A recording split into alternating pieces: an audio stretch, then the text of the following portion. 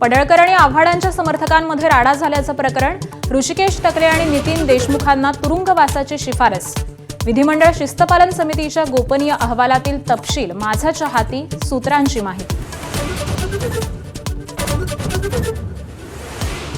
विधानसभेतील आसन व्यवस्थेवरून काँग्रेस आणि ठाकरेंच्या शिवसेनेत वाद, दोन्ही पक्षांचे काही सिनियर आमदार मागे बसत असल्यानं वाद, सेनेचे आमदार अध्यक्षांच्या दालनात.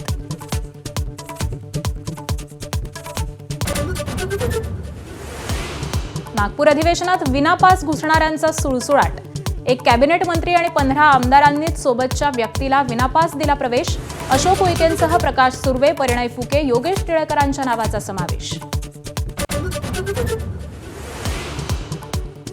भाजपा आमदार कृष्णा खोपडेंना पुन्हा धमकीचा फोन, तू अभी तक जिंदा कैसे है असा सवाल करत रात्री धमकी, सनदी अधिकारी तुकाराम मुंडेंविरोधात लक्षवेधी मांडल्यामुळे धमकी आल्याचा आरोप.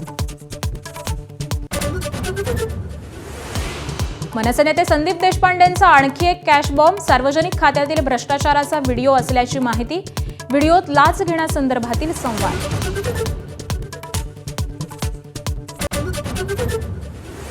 पुण्याच्या मुंढवा जमिनीवर अजित पवारांचा डोळा, अंजली दमानी यांचा आरोप, तत्कालीन उपमहापौर निलेश मगरांकडून 2018 साली पॉवर ऑफ अटर्नी, खारगे समितीसमोर चौकशीची मागणी, मगर यांनी आरोप फेटाळले.